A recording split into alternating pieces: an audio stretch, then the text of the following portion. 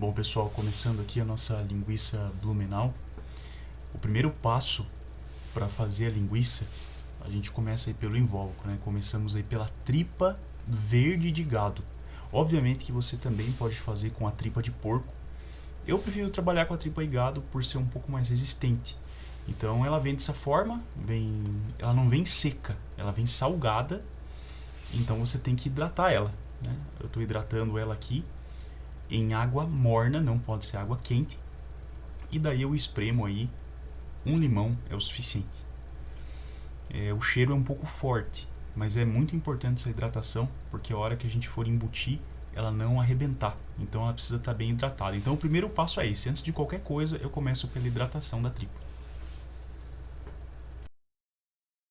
Entrando na parte das carnes, a linguiça Blumenau original só leva carne de porco. Eu gosto de fazer 50% gado e 50% porco. Aqui eu estou usando acém, pernil e paleta. Aqui eu já começo a moer as minhas carnes. Eu estou usando aqui um disco número 6 e eu começo a moer a carne de porco. Note que essa carne de porco ela não está sem gordura. Essa gordura eu vou adicionar depois. Eu vou adicionar toucinho e vou moer com outro disco. Mas eu começo aqui na moagem em disco 6 da minha carne de porco. Não estou fazendo propaganda nenhuma aqui da máquina. Eles não me pagam nada para isso, mas se quiserem também, né, fiquem à vontade. Mas é uma máquina muito boa. Um preço acessível. Você pode ver que ela moe muito bem. Então nem estou usando o êmbolo e tá saindo aí que é uma beleza. Então eu começo essa moagem, disco 6, carne de porco. Aqui eu já passo para a moagem da carne de boi. Eu estou usando a 100. É uma carne muito boa. Mas você pode usar músculo, você pode usar um corte mais barato. Mas eu achei esse A100 aqui, a vácuo, a R$27 o quilo. Então valeu bastante a pena. Então você pode ver que tá uma carne muito bonita. E eu vou moendo dessa forma aí, vou juntando as duas carnes. Depois que eu moí a carne de gado e a de porco, eu vou trocar o disco da minha máquina. Agora eu já vou passar para um disco 8. Esse aí foi o disco que eu moí a maioria das carnes e eu tô trocando o disco para a gente moer o toucinho. O toucinho eu deixo ele pré-congelado para facilitar a minha moagem. Você pode ver, ele está congelado, eu dei uma quebrada nele no micro-ondas, ó. Ele não está totalmente mole, então isso vai facilitar a minha moagem. Você pode ver como ele vai sair na máquina. Lembrando que eu troquei o disco para poder fazer essa moagem do toucinho. Então facilita moer ele, porque o toucinho é basicamente o que? É gordura. Então a máquina esquenta naturalmente. Então a forma que o toucinho vai sair, ele não vai fazer toda aquela meleca, né? Toda aquela coisa. Então facilita muito para a moagem do toucinho você deixar ele pré-congelado. Então você pode ver a forma aí que ele vai sair na minha carne.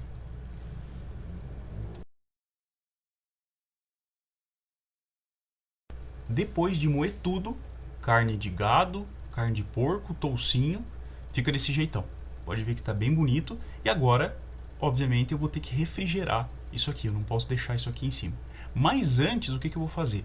Eu vou pesar a minha carne. Você pode ver aí que deu 7,184 kg. E com esse dado em mão, eu consigo fazer o cálculo dos meus temperos. O cálculo dos temperos ele é muito simples. Eu estou deixando aí na descrição do vídeo. Mas a gente usa porcentagem. Então, por exemplo, sal comum.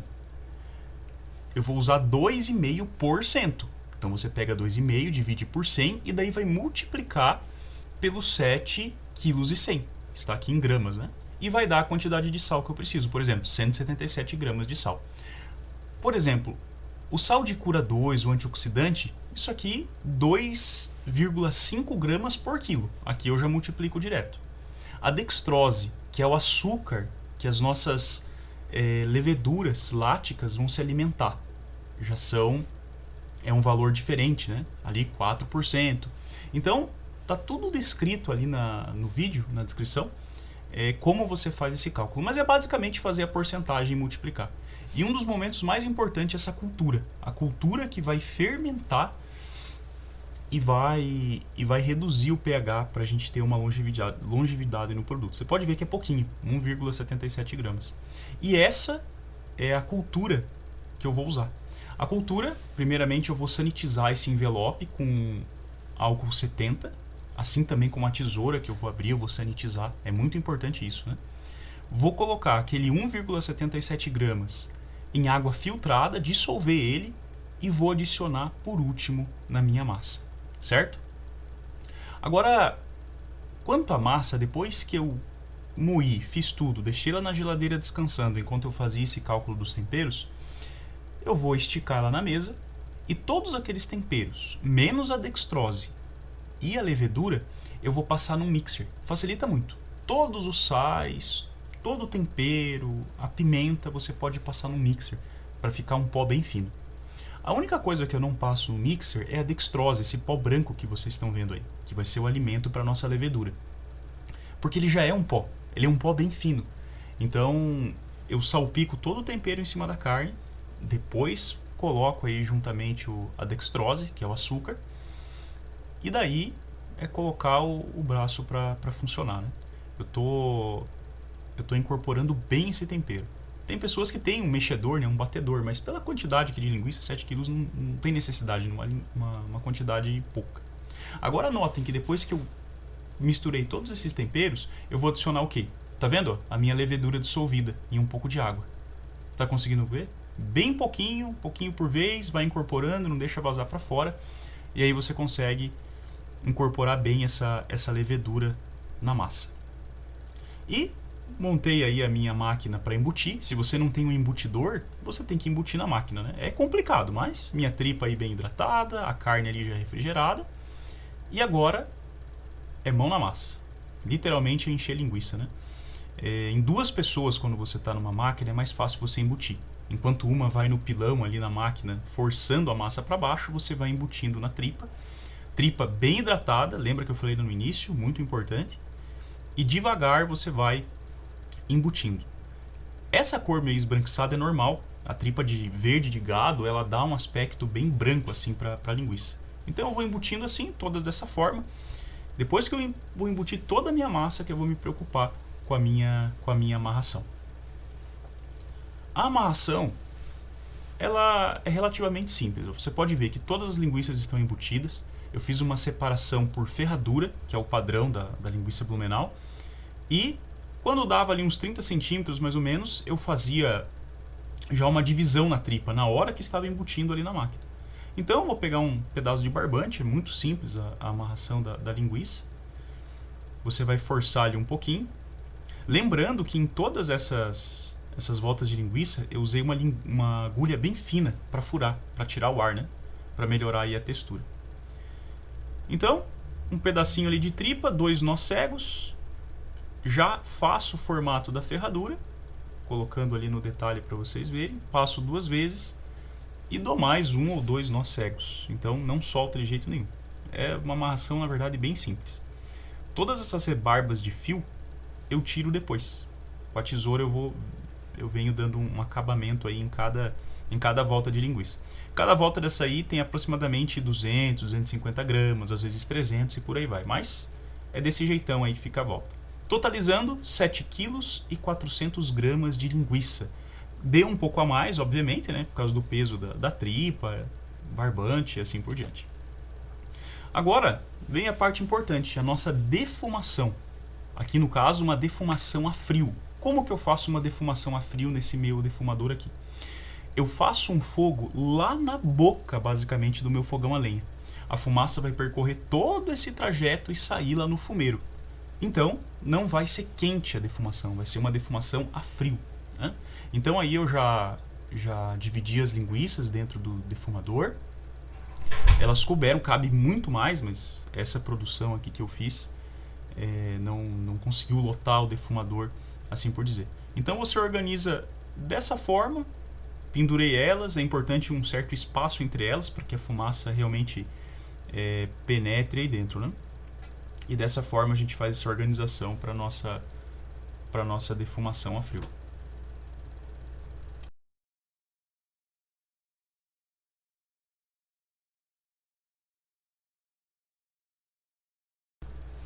Note que lá na boca do meu fogão a lenha eu começo com um fogo não muito forte e você pode ver que eu já vou colocando serragem.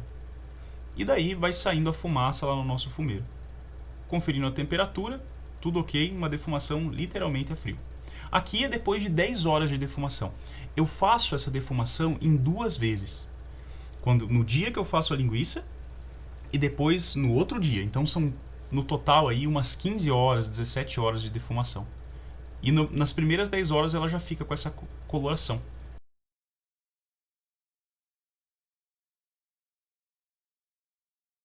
Aqui é no terceiro dia.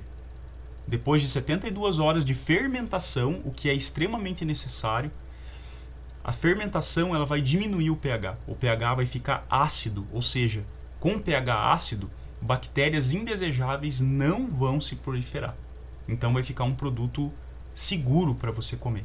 Aqui é depois de 72 horas e dentro dessas 72 horas, as 15 e 17 horas de defumação a frio. Ela fica com esse aspecto aí.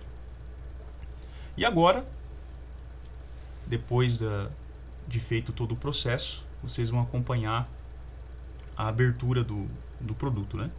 Veja que ficou ela tem uma boa fatiabilidade, ela não ficou extremamente um patê, mas ainda assim vocês vão ver que ficou uma textura que você consegue passar no pão, passar numa torrada sem problema nenhum. Agora, qual que é o segredo aqui? Se você quiser uma linguiça um pouco mais mole, assim por dizer, que você vai conseguir passar de uma forma mais fácil num pão, você tem que aumentar o teor de gordura, ou seja, o teor de toucinho da tua receita.